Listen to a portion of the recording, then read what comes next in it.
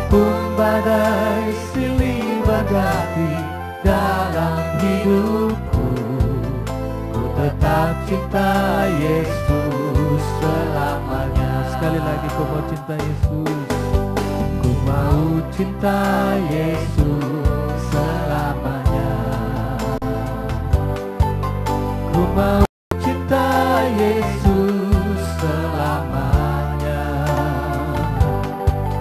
Meskipun badai silih berganti dalam hidupku, ku tetap cinta Yesus selamanya. Katakan ya Bapa, ya Bapa, Bapa, ini aku anakmu, layakkanlah seluruh hidupku. Oh ya Bapa, ya Bapa, Bapa, ini aku anakmu, layaklah sesuai dengan rencana.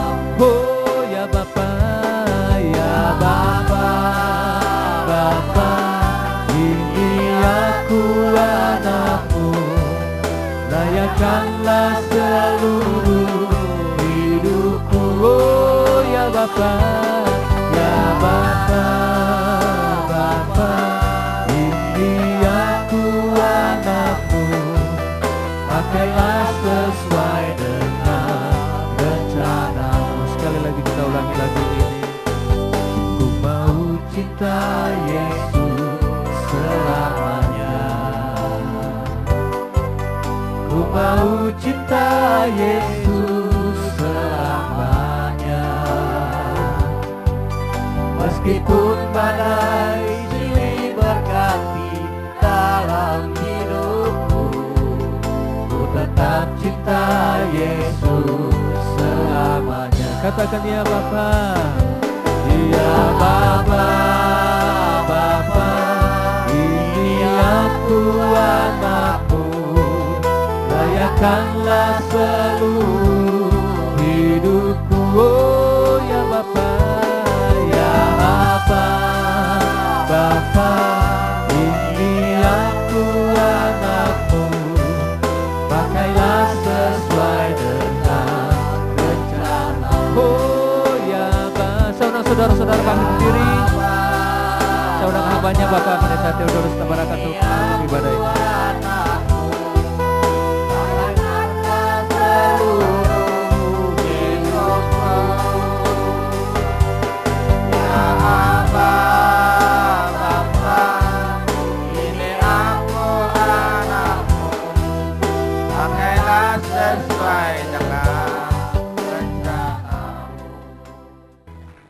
Ya Bapak, kami sudah dipulihkan dari lumpur dosa oleh pengampunan dari Engkau.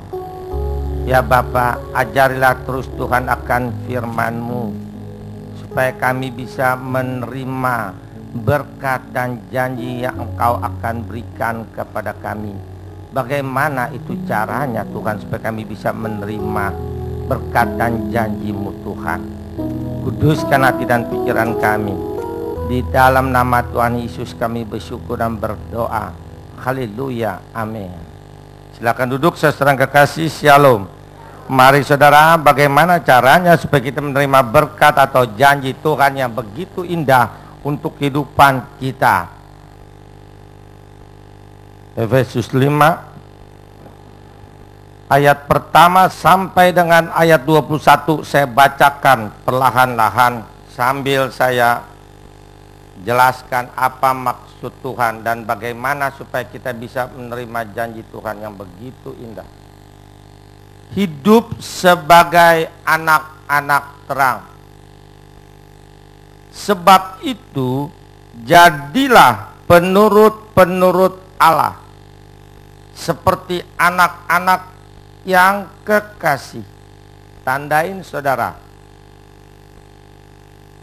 Dan hiduplah di dalam kasih, sebagaimana Kristus Yesus juga telah mengasihi kamu dan telah menyerahkan dirinya untuk kita sebagai persembahan dan korban yang harum bagi Allah. Tetapi percabulan dan rupa-rupa kecemaran atau keserakahan disebut saja pun jangan di antara kamu, sebagaimana sepatutnya bagi orang-orang kudus. Demikian juga perkataan yang kotor, yang kosong atau yang sembrono, karena hal-hal ini tidak pantas. Tetapi sebaliknya, ucapkanlah syukur.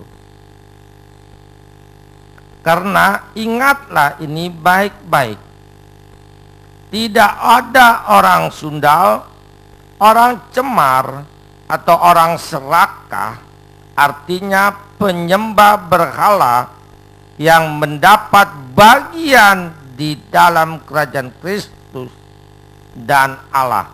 Tandain tuh. Janganlah kamu disesatkan orang dengan kata-kata yang hampa, karena hal-hal yang demikian mendatangkan murka Allah atas orang-orang durhaka. Sebab itu janganlah kamu berkawan dengan mereka. Tandain. Memang dahulu kamu adalah kegelapan, tetapi sekarang kamu adalah terang di dalam Tuhan. Tandain tuh, kita bersyukur. Sebab itu hiduplah sebagai anak-anak terang. Karena terang hanya berbuahkan kebaikan dan keadilan dan kebenaran. Dan ujilah apa yang berkenan kepada Tuhan. Janganlah turut mengambil bagian dalam perbuatan-perbuatan kegelapan yang tidak berbuahkan apa-apa. Tandain tuh. Tetapi sebaliknya, telanjangilah perbuatan-perbuatan itu. Sebab menyebutkan saja pun apa yang dibuat oleh mereka di tempat-tempat yang tersembunyi telah memalukan. Tetapi segala sesuatu yang sudah ditelanjangi oleh terang itu menjadi nampak, sebab semua yang nampak adalah terang. Itulah sebabnya dikatakan, bangunlah hai kamu yang tidur, dan bangkitlah dari antara orang mati, dan Kristus akan bercahaya atas kamu. Tandain tuh, tandain. Karena itu perhatikanlah dengan seksama bagaimana kamu hidup. Janganlah seperti orang bebal, tetapi seperti orang arif. Dan pergunakanlah waktu yang ada, karena hari-hari ini adalah jahat. Sebab itu janganlah kamu bodoh, tetapi usahakanlah supaya kamu mengerti kehendak Allah. Tandain lagi. Dan janganlah kamu mabuk oleh anggur, karena anggur menimbulkan hawa nafsu, tetapi hendaklah kamu penuh dengan roh. Dan berkata-katalah seorang kepada yang lain dalam mazmur, hidung puji-pujian dan nyanyian rohani. Bernyanyilah dan bersoraklah bagi Tuhan dengan segenap hati. Ucaplah syukur senantiasa atas segala sesuatu dalam nama Tuhan kita Yesus Kristus kepada Allah dan Bapa kita. Dan rendahkanlah dirimu seorang kepada yang lain di dalam takut akan Kristus. Amin. Saudara, lebih dari jelas, kalau kita sudah melakukan ini, kita pasti menerima janji Allah itu. Janji Allah, di dalam dunia kita menang, kita terlepas dari segala rongrongan hidup berkelamaan, menang, kena sakit tapi enggak lama-lama, enggak sampai putus asa, enggak sampai sakit itu ngerongrong hidup kita terus menerus, atau persoalan hidup, rongrongan hidup, kekesalan sementara terlepaskan, atau kebangkrutan, atau kemiskinan, enggak lama-lama terlepaskan. Karena janji Tuhan, Yesus menciptakan manusia bukan buat diseksa, bukan buat dimasukin neraka, bukan. Yesus menciptakan manusia supaya manusia menyembah dan memuliakan Dia. Memang benar Tuhan kasih kebebasan kepada ciptaannya itu manusia. Perbuatlah apa yang hendak kamu perbuat, terserah. Ada buntutnya tuh saudara. Tetapi ingat, hari pengadilan terakhir ada. Dan ingat, apa yang kita perbuat, itu yang kita terima sampai turunan kita. Ingat, apa yang kita perbuat, kita terima sampai turunan kita terima.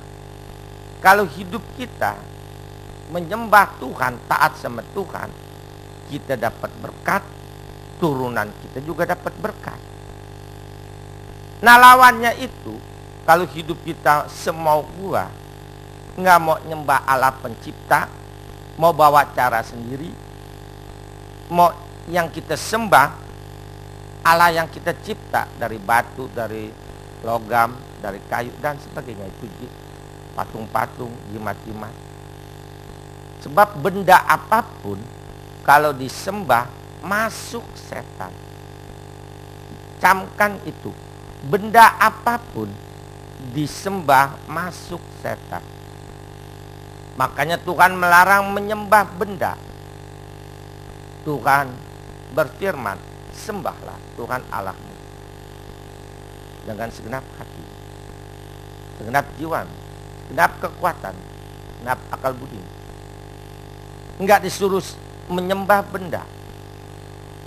Tuhan sangat baik. Ciptaannya, kepunyaannya itu manusia, mau nyembah benda terserah.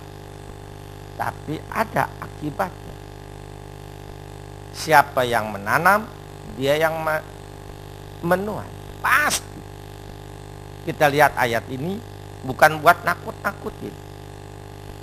Sebab semua firman digenapi oleh Tuhan. Jangan main-main. Yang ada di dalam Alkitab semuanya digenapi. Tuhan bilang berkati, berkati. Tuhan bilang hukum, hukum. Tuhan bilang sembuhkan, sembuhkan. Dia kudus. Dia mempertahankan kekudusannya dengan dia genapi semua firman-Nya. Dia nggak pernah bohong. Yuk kita lihat. Kalau kita nyembah Tuhan hasilnya apa? Sering saya kasih ayat ini. Mazmur 37 ayat 25. Nah lawannya itu Keluaran 20 ayat 3, 4, dan 5.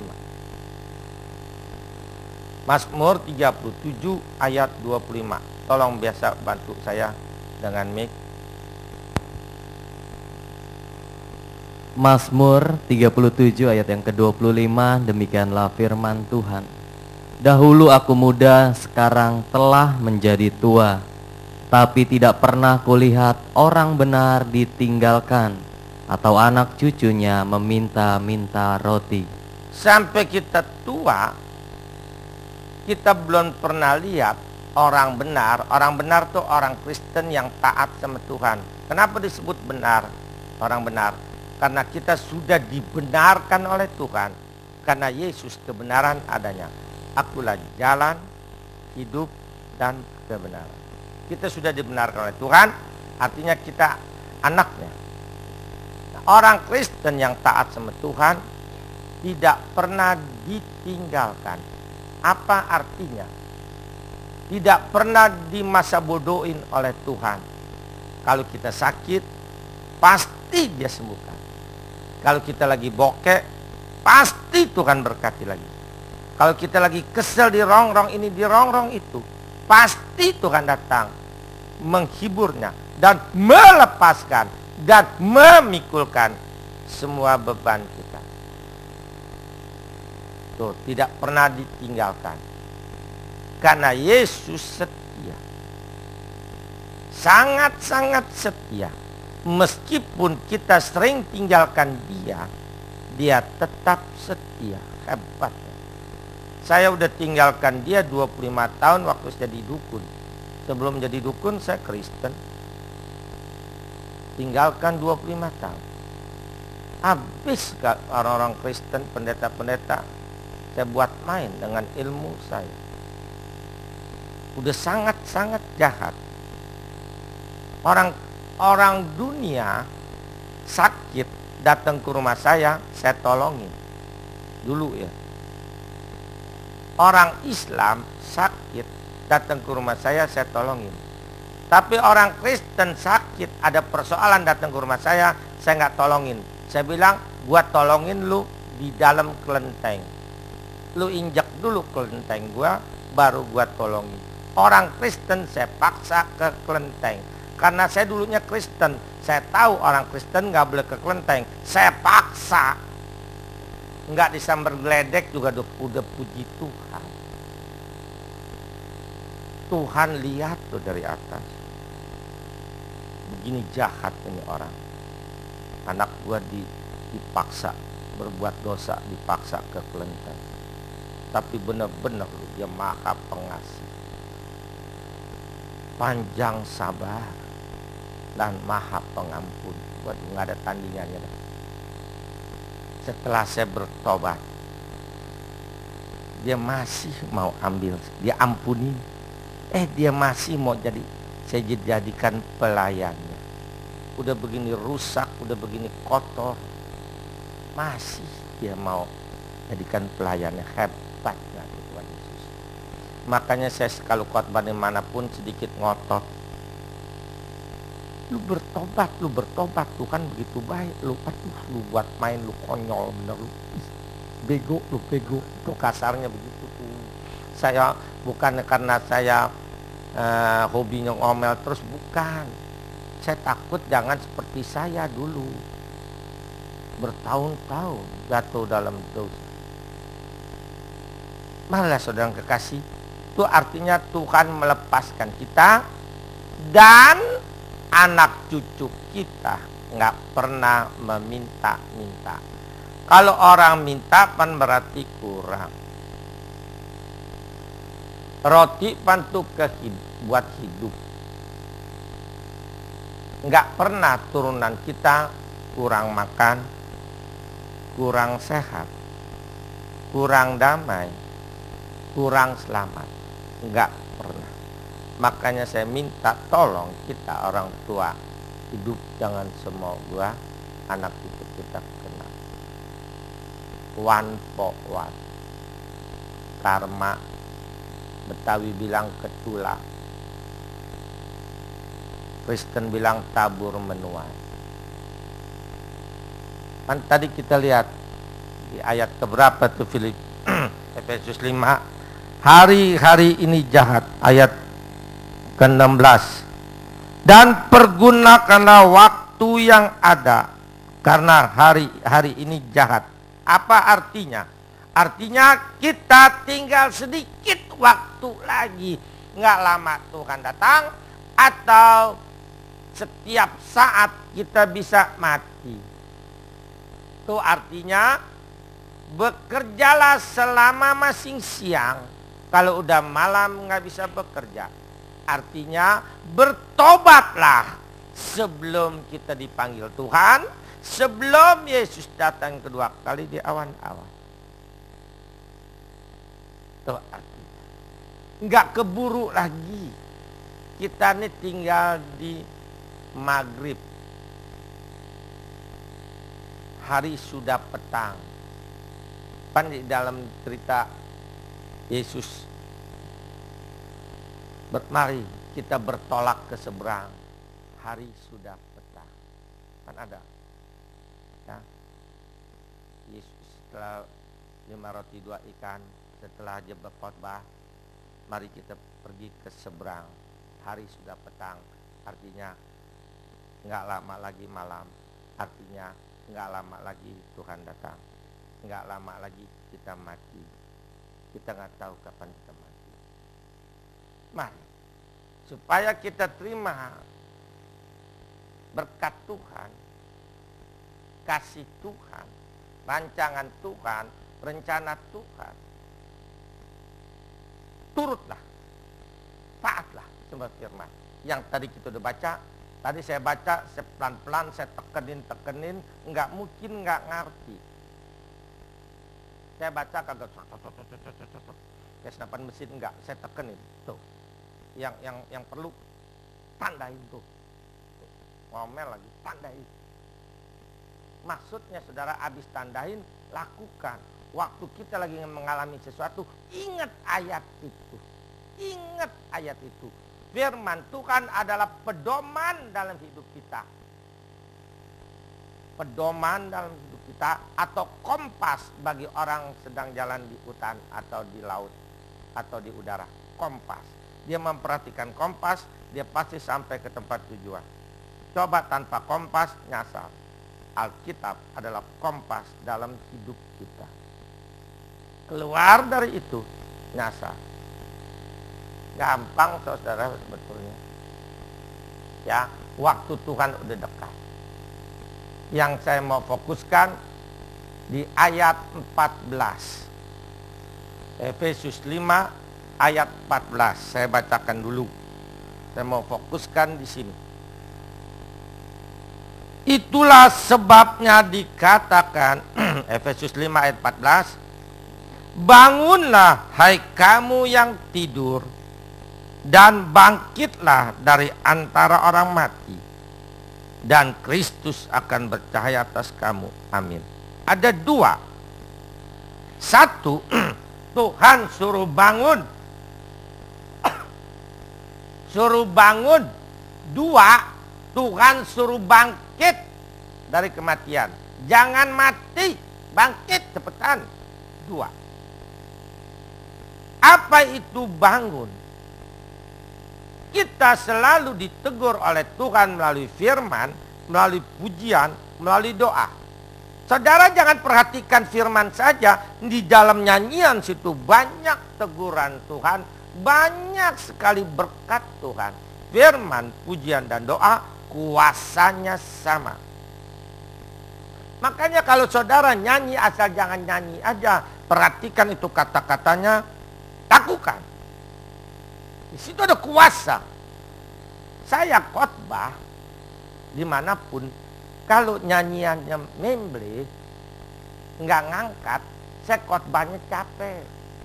Tanya boleh pendeta semua, pengkhotbah semua. Kalau dia mau khotbah, song leadernya, singernya dan pemain musiknya nggak dapat urapan Tuhan, yang khotbahnya capek. Capek. Berapa sini? Tapi kalau yang puji-pujiannya ngangkat, waduh enak bener ya saudara. Sama dengan ibu-ibu kalau mau bikin kue, loyangnya dipakein mentega dulu begitu. Ser gitu tuh kuenya nggak bakalan apa tuh nempel, nggak bakalan nempel, nggak bakalan berkerak, nggak bakalan rusak. Tuh Terjemahan bebasnya begitu contohnya. Makanya saya minta dengan sangat, mari kita kerjasama, baik singer, song leader, baik musik, baik jemaat, baik pendeta, baik pendoa syafaat, mari kita bekerja sama untuk mengundang hadirat Tuhan. Kalau hadirat Tuhan udah datang, waduh saudara, apa saja dah yang kita minta, kita terima, segala sakit penyakit sembuh, segala beban, segala kekesalan, segala apapun terlepas kalau hadirat Tuhan turun. Makanya saya minta dengan sangat, mari kita bersatu. Ya, bangunlah, jangan main tidur-tiduran satu sama lain. Ini bukan tugas gua hanya ngomel khotbah aja. Ini tugas gua hanya nyanyi, tugas gua hanya gumbreng main itu. Tugas gua ini, jangan. Contohlah satu tubuh ini. Satu tubuh ini ada kaki, ada tangan, ada mulut, ada mata, ada kuping, dan sebagainya. Mesti kerjasama. Kerjasama menghasilkan yang apa yang kita ingini. Ini air. Dari jauh perut haus. Mata bekerja. Melihat air. Karena kita punya otak bekerja. Suruh lihat mata. Tuh ada air. Perut perlu air. Mata enggak hanya melihat. Langsung balikin lagi ke otak. Otak suruh kaki berjalan. Samperin tuh air. Kaki enggak berontak. Ya, gua cuma tibang jalan doang. Yang terima air perut, bukan gua. Enggak, dia jalan. Udah sampai di sini bukan tugas kaki lagi. Otak suruh tangan, ambil itu gelas. Bawa ke mulut. Tangan berontak. Gue cuma ngambil doang kerjaan gue. Yang enak perut. Enggak. Dia ambil. Sekarang otak suruh mulut mangap. Kalau mulut nggak mangap, mana mungkin bisa masuk ini. Mulut berontak. Gue nggak mau mangap. Gue cuma tibang liwat doang nih air. Yang enak perut. Enggak, dia nurut otak suruh. Dia mangap, masuklah air. Air masuk, tidak terjadi kekeringan. Tidak terjadi kekeringan, tidak terjadi kematian. Semuanya hidup. Coba satu sama lain saling berontak. Enggak mau. Mati semuanya. Kerjasama, hidup semuanya. Saling tidak mau kerjasama, mati semuanya. Bukan kita aja yang mati. Bukan perut aja yang mati. Semuanya. Jelas pan? Masa nggak jelas? Nah, saya minta dengan sangat, bangunlah dari tidurmu. Artinya jangan egois. Bangunlah dari egoismu. Jangan mau mementingkan kepentingan diri sendiri saja. Nggak bakalan diberkati Tuhan. Tandain dulu tuh Efesus 5 ayat 14. Kita lihat. Orang yang egois tidak diberkati Tuhan. Filipi 2 ayat 3 dan 4.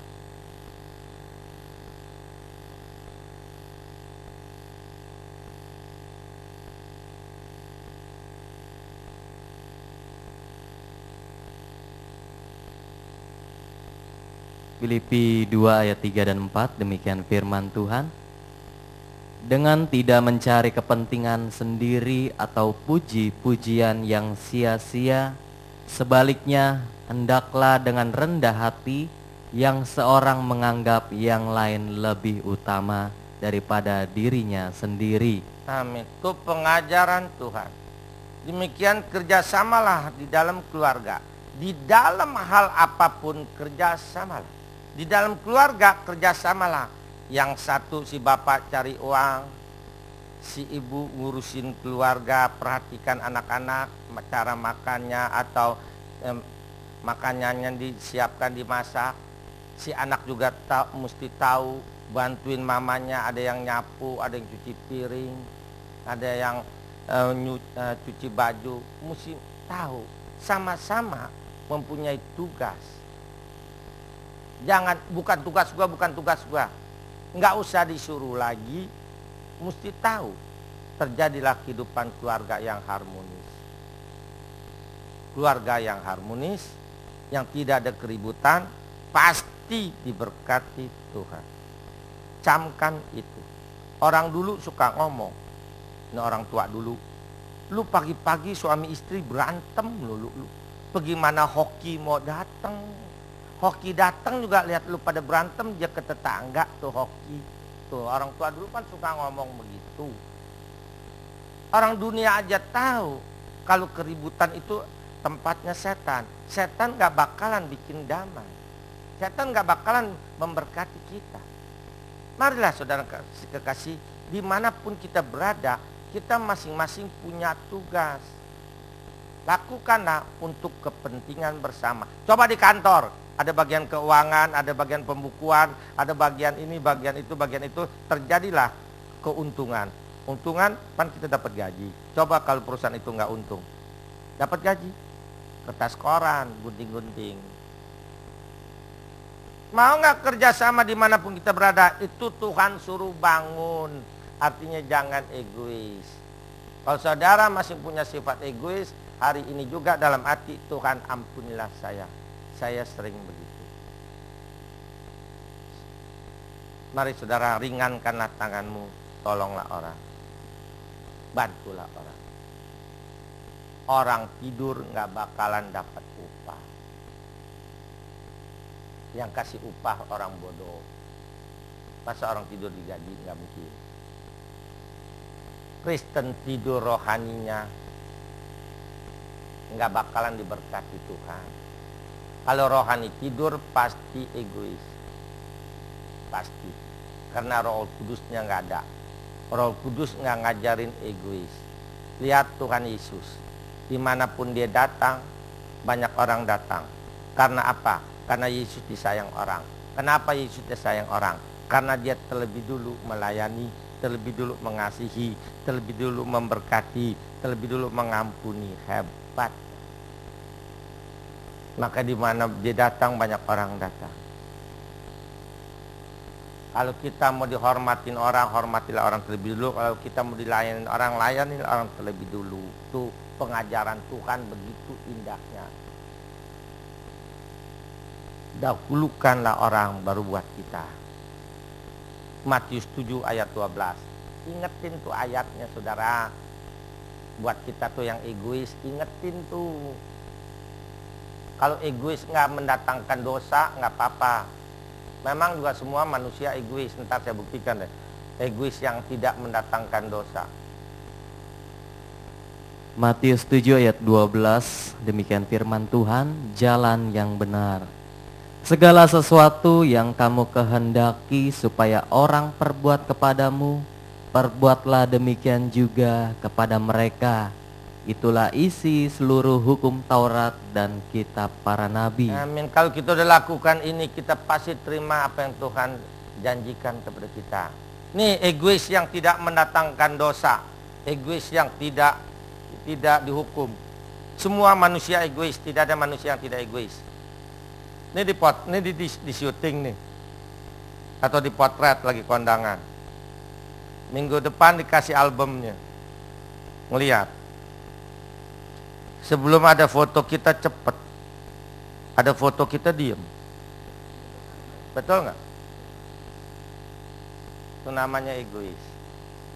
Tapi egois itu nggak berbahaya, nggak mendatangkan hukuman Tuhan. Nggak ada orang lihat dirinya sendiri tepat aja gitu lagi, masih bodoh tutupin gitu. Nggak ada, pasti diam. Benar kan? Semua apa gitu? Saya juga begitu. Semua itu memang udah sifatnya manusia, tapi nggak dosa. Yang egois mendatangkan dosa, yang nggak mau menolong orang. Ya, mari kita bangun. Waktu Tuhan udah dekat. Kedua, orang tidur meskipun gagah, ditampar, diserang pasti kena. Karena lagi tidur. Coba kita bangun diserang, kita bisa nangkis, bisa lari dan sebagainya. Tapi kalau lagi tidur diserang kena. Artinya Kristen yang rohaninya tidur, diserang beban hidup kena. Diserang penyakit kena, diserang setan kena, diserang rong-rongan hidup kena. Karena rohaninya tidur. Bangun. Yang kedua, ayat B-nya. Bangkitlah dari antara orang mati. Apa artinya? Artinya orang mati tidak berguna lagi untuk sekelilingnya. Camkan itu, orang kalau sudah mati atau makhluk apapun kalau sudah mati tidak berguna lagi untuk sekelilingnya. Saudara suami istri selama masih hidup saling mengasihi, tidur saling berpelukan.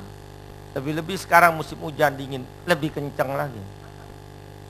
Terus suatu hari pasangan saudara mati.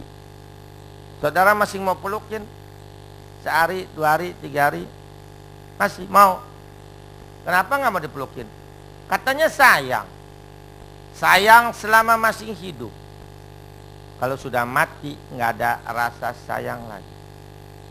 Nggak pernah saya lihat manusia siapapun, nabi yang manapun, kalau pasangannya mati, nggak pernah ikut dikubur sama-sama.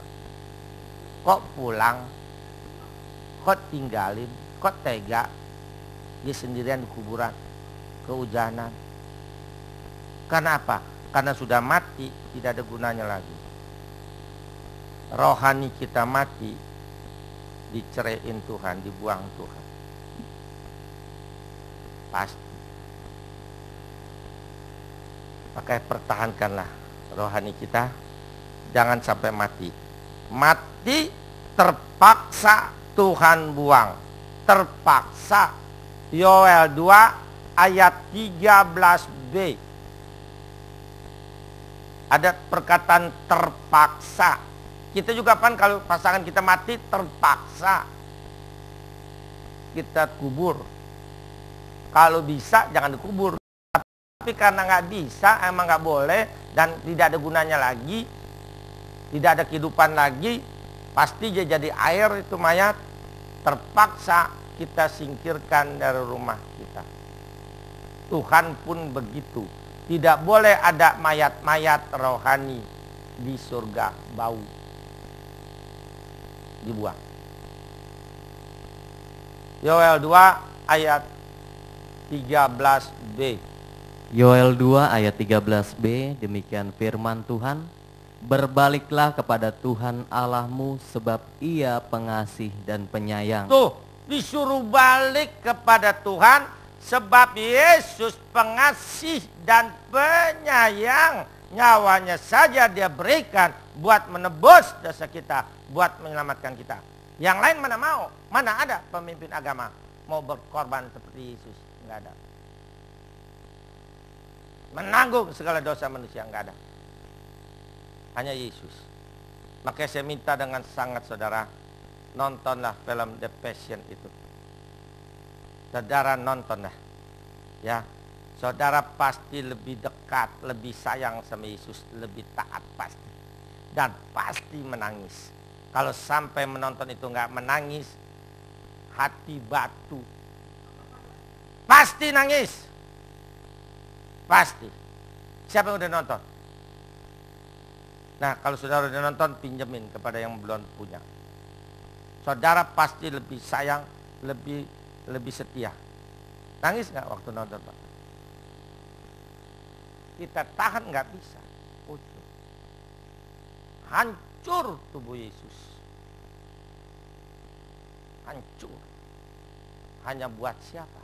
Bukan karena dosa dia, dosa kita yang dia pikul. Seharusnya kita mesti hancur seperti itu digebukin, tapi kasih Yesus sungguh besar, nggak ada tandingannya sedunia. Kalau orang mau berkorban karena orang yang kita mau berkorban, orang itu pernah nolong kita, kita mau berkorban. Tapi apa yang kita tolong sama Yesus? Tapi dia mau berkorban buat kita. Hebatnya. Nggak ada tandingannya. Tolong deh saudara lihat. Saudara pasti lebih sayang, pasti lebih taat. Tapi jangan sebentar aja, jangan sebulan 2 bulan. Selamanya sampai kita dipanggil Tuhan. Pasti kita selamat. Nah inilah saudara,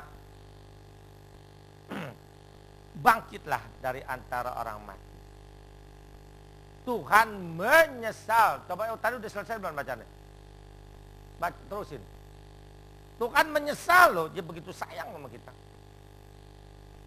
Panjang sabar dan berlimpah kasih setia. Tuh, berlimpah berarti terlalu banyak kasihnya kepada kita. Berlimpah tuh sampai luber, sampai kelebihan, sampai penuh dah luber. Bagaimana sih luber?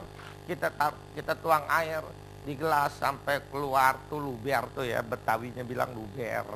Itu udah berkelimpahan. Terus panjang sabar dan ia menyesal karena hukumannya. tuh, dia menyesal loh masukin kita ke neraka.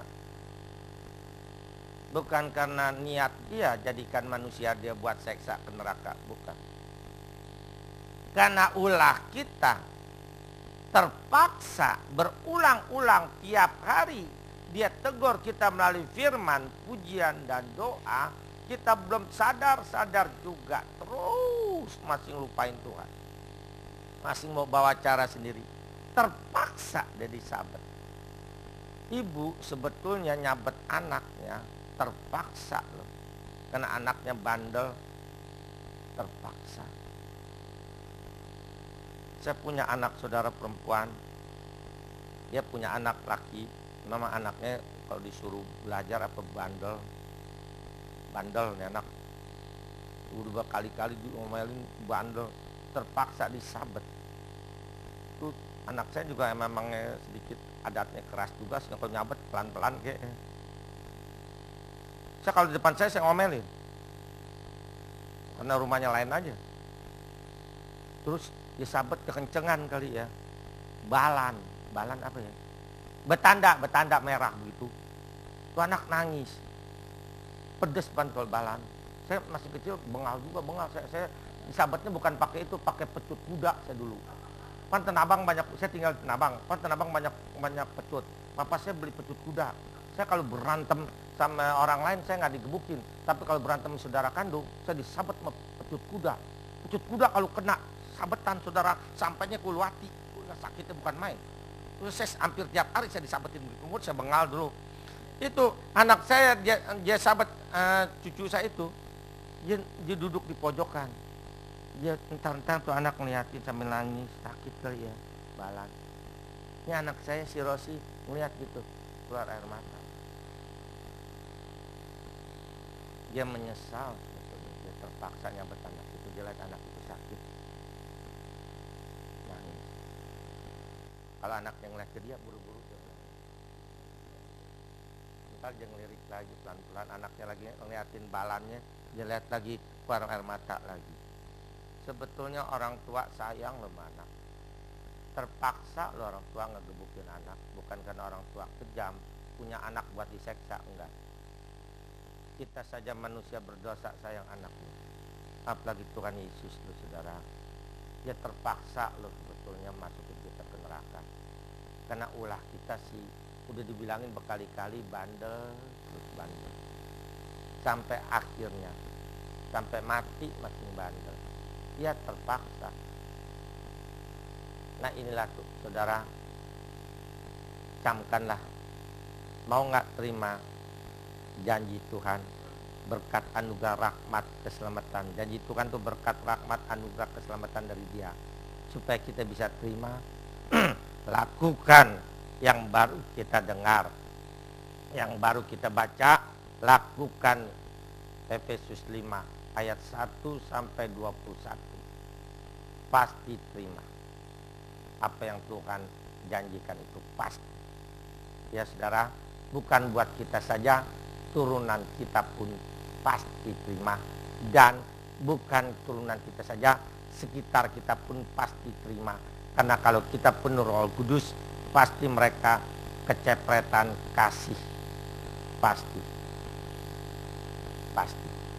Ya saudara, masing-masing berjanji dalam hati, mau gak melakukannya. Berjanji masing-masing. Nanti saudara, saya kasih kesempatan ini, ya 3-4 orang, saya kasih kesempatan bertanya. Apa yang belum jelas, mengenai apa aja dah. Saya kasih kesempatan tanya. Sebab kalau hari Minggu nggak bisa belajar. Tanyalah. Tanya saudara, pas udah ngerti semua. Apa aja tanya yang masih kita ragu. Ini boleh nggak nih ya orang Kristen melakukan ini nih? Ini boleh nggak nih orang Kristen masih melakukan ini? Tanya. Daripada ntar salah. Sayang, udah pada waktunya Tuhan bilang, enyahlah dari hadapanku. Aku tidak mengenal engkau. Terlambat kalau perkataan itu untuk kita nanti.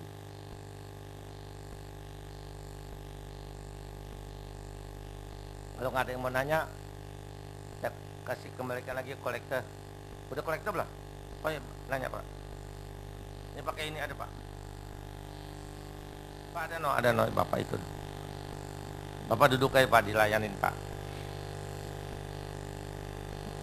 Saya Andi, saya mau tanya. Duduk aja. Saya mau nanya Pak mengenai itu Pak, baju-baju tradisional kan yang ada gambar barong kayak gitu Pak yang dari Bali. Oke.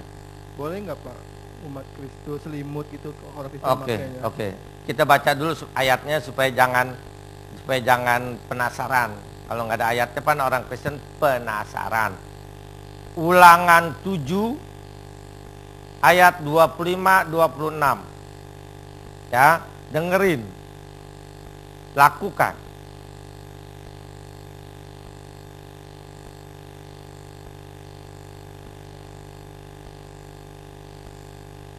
Ulangan 7 ayat 25 sampai 26, demikian firman Tuhan.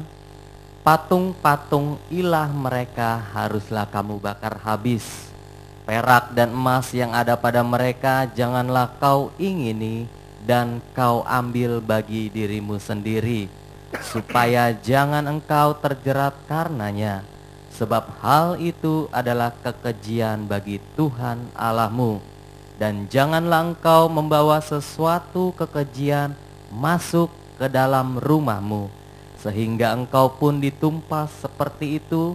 Haruslah engkau benar-benar merasa jijik dan keji terhadap hal itu, sebab semuanya itu dikhususkan untuk dimusnahkan. Coba kalau di rumah saudara ada lambang PKI atau baju kaos saudara ada lambang PKI, saudara keluar pasti diciduk polisi. Polisi nggak nanya lagi, udah ada aturannya. Lambang itu nggak boleh ada lagi. Saudara pasti ditangkap kalau pakai baju kaos. Mau coba besok boleh, tapi tanggung jawab sendiri. Pasti ditangkap. Itu juga aturannya tuh, janganlah membawa masuk sesuatu kekejian. Itu gambar-gambar atau patung-patung Allah. Allahnya A-nya huruf kecil, berarti yang benda-benda yang lazim disembah nggak boleh, ya. Tapi kalau gambar lain nggak apa-apa, yang nggak lazim disembah. Kalau leak itu lazim disembah, atau naga lazim disembah, jangan ada lagi, jelas. Tapi kalau gambar itu atau patung itu patung leak dari emas, cabut aja kuasanya. Patungnya lebur jadiin gelang. Jangan dengerin pendeta katanya buang di sungai, bohong, dikantongin sama pendeta.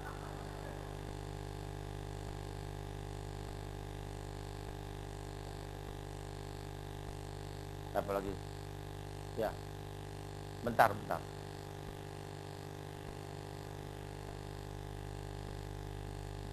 Dalam perkawinan, apakah kita boleh mengadakan upacara seperti menghormati orang-orang yang lebih tua dengan minum? Tepai. Ya. Oke. Tepai itu pengajaran yang paling bagus. Kenapa bagusnya? Yang muda mau kawin, mau punya bahtera hidup baru, dia minta doa restu dengan menyuguhkan teh. Minta doa restu sama yang lebih tua. Setelah minta doa restu, yang tua mendoakan. Setelah mendoakan, kasih modal. Wah, paling bagus. Wah, paling bagus. Ya, orang lain nggak punya.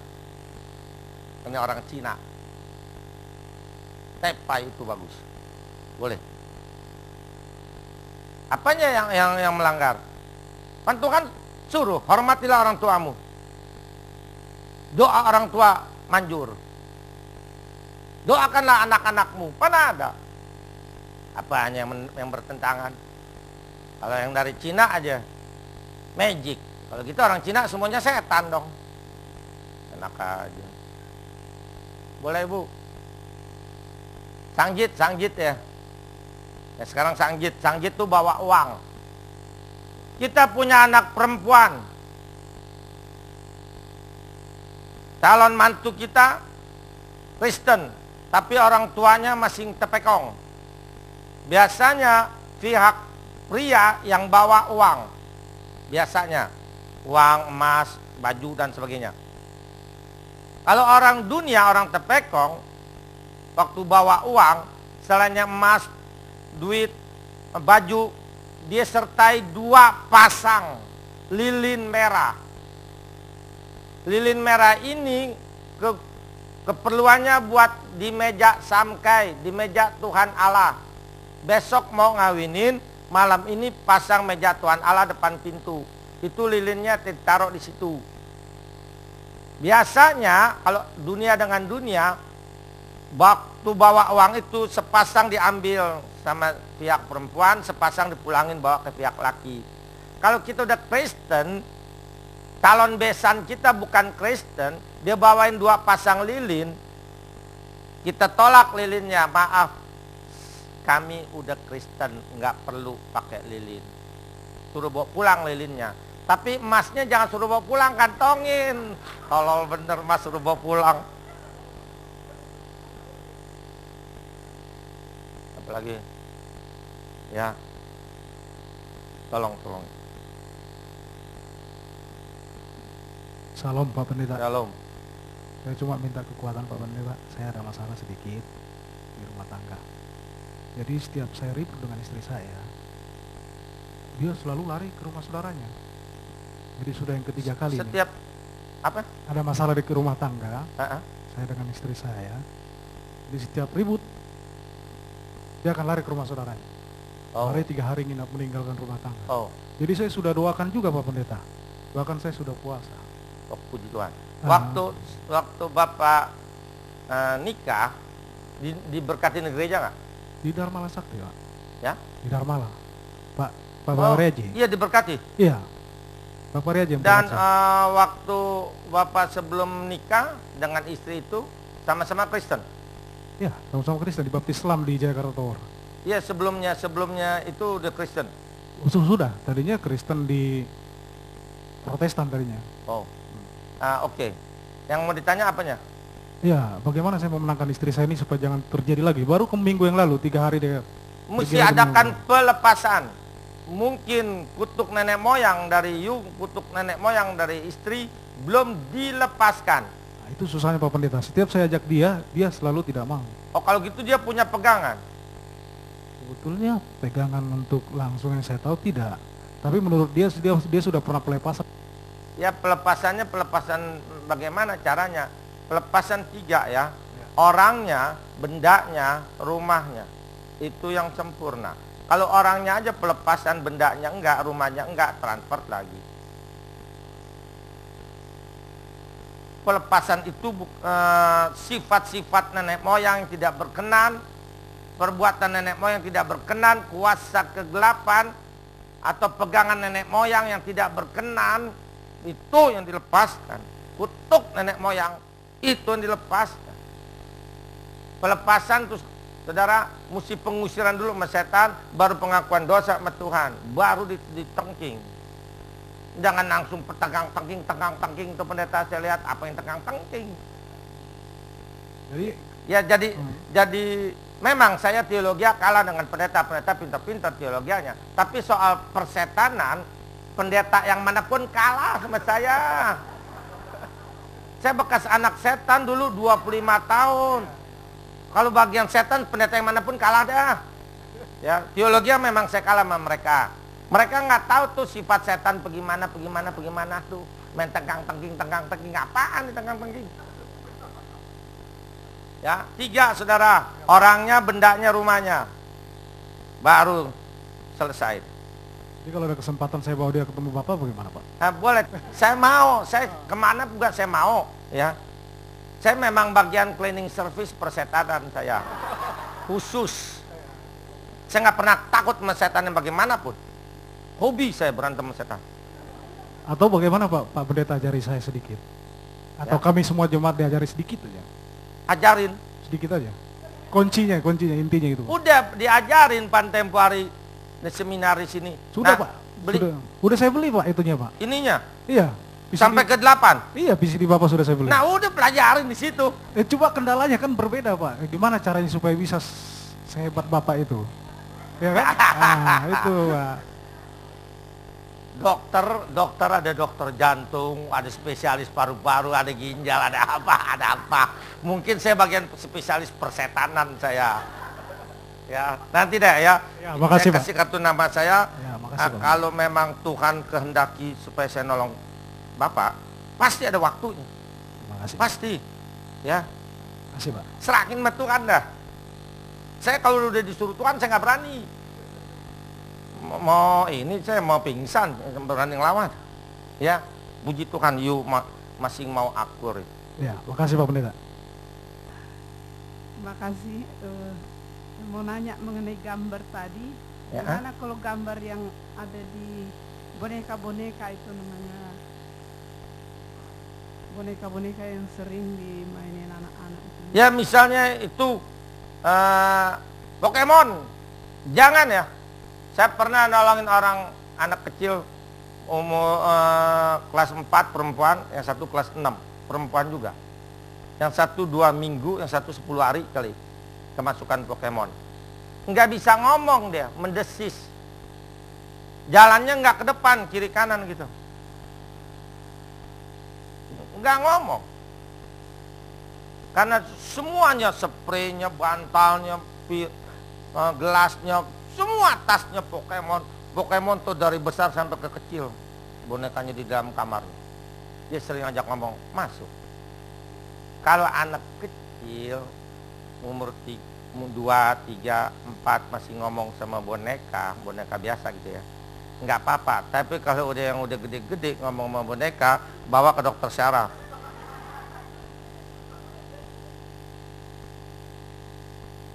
Hati-hati Bu ya. Pokemon, Pocket Monster itu nggak boleh. Setan kantong. Oh nggak apa-apa. Kalau anak kita semuanya boneka nggak boleh, jadi bego anak kita. Ntar jadi bencong dia. Kasihan boneka-boneka. Jangan dengerin pendeta ada pendeta, saya nggak sebut pendeta mana. Kata semua boneka mesti dimusnahkan. Tolol. Yang lazim disembah. Kan ditulisnya tadi yang ayat Ulangan 7, yang lazim disembah. Allah-Allah mereka tuh. Boneka-boneka yang lain boleh, kayak Barbie begitu. Mahal Barbie. Bagus. Kecuali yang udah dewasa ajak ngomong Barbie gitu. Masuk deh setannya di Barbie. Pasti.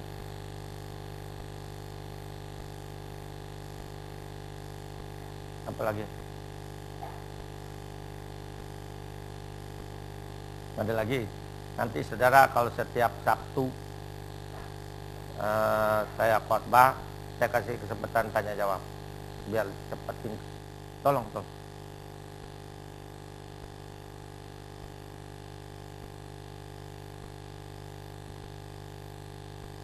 Shalom Pak. Shalom. Ini Pak, jadi saya itu udah sering pelepasan gitu, tapi selalu jatuh lagi dalam dosa gitu Pak. Pelepasan itu bukan mengandalkan pelepasan saja, kitanya pun mesti melawan. Kita pun mesti berusaha dengan puasa, dengan tiap hari baca firman, pujian dan doa, dengan bersekutu. Saya udah baca firman sama berdoa tiap malam juga Pak. Dan lawan. Udah pelepasan pribadi. Udah berkeluarga? Belum. Kamu sering puasa. Ya. Puasa misalnya nih, puasain tuh sifat kamu. Kamu tuh orangnya cepat kesinggung. Puasain. Iya, mengaku. Saya lihat mata kamu, saya tahu tuh. Ya, kuasain tuh, setan masuk tuh ke situ. Kita semua manusia punya kelemahan. Jaga di kelemahan kita, jaga. Setan masuk di situ selalu. Kuasain. Ya. Kalau kuat satu hari dari pagi sampai sore, lakukan. Nggak kuat ya sampai jam 2 aja dari pagi. Ya, jam 2 nggak kuat, ular kadut. Rakus mau makan lulu. Ya. Puasa deh coba. Kamu tinggal sama orang tua di Banten. Masih ada mama? Masih. Orang Kristen? Iya. Cuci kaki ntar pulang. Kamu sering lawan mama? Siapa suruh nanya? Saya kebetulan kerja di kapal, Pak, jadi Ya, kerja di kapal nggak apa-apa, persis pulang buru-buru. Minta ampun, mama suruh duduk di kursi, ambil air di baskom, basuh kakinya. Yesus mencuci kaki muridnya. Kenapa nggak diajarin Bapak Pendeta? Dibawa telapakan kaki ibu di situ surga. 9 bulan kita dibawa-bawa dalam kandungannya, begitu menderita ibu. Belum pada waktu melahirkan kita diadu nyawa. Ringannya bisa buta, gila, lumpuh. Beratnya mati. Belum pada waktu kita masih orok, kita sakit. Yang gendong sampai pagi, yang gadangin dengan tetesan air mata adalah mama. Papa mah tidur ngorok. Makanya saya nggak pernah suruh cuci kaki papa. Bukan berarti boleh kurang ajar sama papa, enggak. Peluk aja papa, minta ampun. Udah, kalau mama cuci kaki. Nanti kalau kamu udah cuci kaki disitu minta ampun, pasti kamu nangis dan mama menangis, pasti.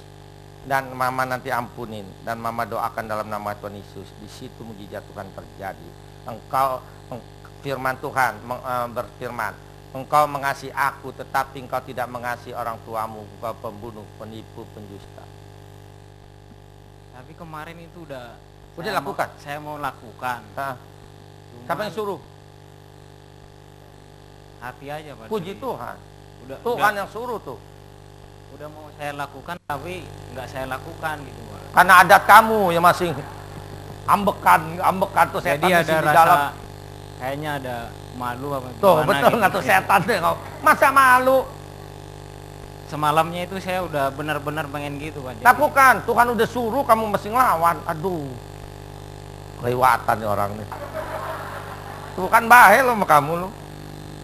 alarm yang saya ini nggak bunyi gitu, Pak. Jadi bangunnya kesiangan. Ya, nggak usah pagi-pagi. Sesempatnya kamu aja. Nggak enak sama yang apa, kakak sama adik gitu. Biarin mereka kasih contoh. Nih contoh yang baik yang Tuhan ajarin, bukan yang ngumpet-ngumpet percuma. Tuh kan lihat tuh, lu malu-malu lu kagak tolong lo. Sama mamamu aja malu. Kita kalau nggak ada dia, kita nggak jadi orang. Ya, lakukan deh. Tuhan pasti berkatin kamu, dia ubah semua. Baru puasain. Ya kepalang tanggung sudah berhadapan sama kamu, saya bilangin untuk kelemahan kamu tuh. Udah, yang lain udah. Yo, Udah jam 10. Pak. Tuhan berkati. Udah jam 10 ya. Nih kolektor nih, yang kagak lupa. Ya, orang Kristen kan paling demen belaga lupa kolektor. Satu-satu pulang. Ngaku aja dah. Ya Bapak, kami beribu-ribu syukur atas kasih anugerah rahmat dan berkat-Mu ini. Kembali kami datang Tuhan dengan sehati. Kami mohon uluran tangan kasih-Mu dan curahan kemurahan-Mu untuk anak-anak-Mu ini. Di dalam nama Tuhan Yesus, sesuai dengan iman-Mu kepada Tuhan Yesus, apa yang Kau minta melalui surat permohonan ini, dalam nama Tuhan Yesus, terimalah apa yang Kau minta. Segala rintangan halangan yang merugikan kehidupan-Mu, dalam nama Tuhan Yesus terlepas. Bapak, demikian juga yang belum menulis surat ini, yang ada di tempat ini, atau untuk keluarga mereka, teman mereka, untuk diri mereka sendiri, Di dalam nama Tuhan Yesus, yang sakit sembuhlah. Dalam nama Tuhan Yesus, yang berbeban berat terlepas. Baik persoalan keluarga, persoalan pribadinya, persoalan keuangannya, persoalan usaha pekerjaannya, persoalan apapun yang mereka tidak kuat memikulnya. Dalam nama Tuhan Yesus terlepas. Di dalam nama Tuhan Yesus, terlepaslah kuasa kegelapan. Terlepaslah sifat-sifat yang tidak berkenan. Di dalam nama Tuhan Yesus yang ada di dalam kehidupan kamu, terlepas. Dalam nama Tuhan Yesus, terbukalah jalan untuk pekerjaan atau usaha. Dalam nama Tuhan Yesus, terbukalah pintu rahimmu. Tolong Tuhan berikan anak yang dari Engkau. Di dalam nama Tuhan Yesus, terbukalah pintu jodohmu. Tolong Tuhan berikan pendamping hidup yang dari Engkau untuk mereka. Berkati gereja Tiberias tempat ini. Biar melalui gereja Tiberias tempat ini, semua jiwa di Roxy dan sekitarnya boleh menerima Engkau sebagai Tuhan dan Juru Selamatnya di dalam hidup mereka.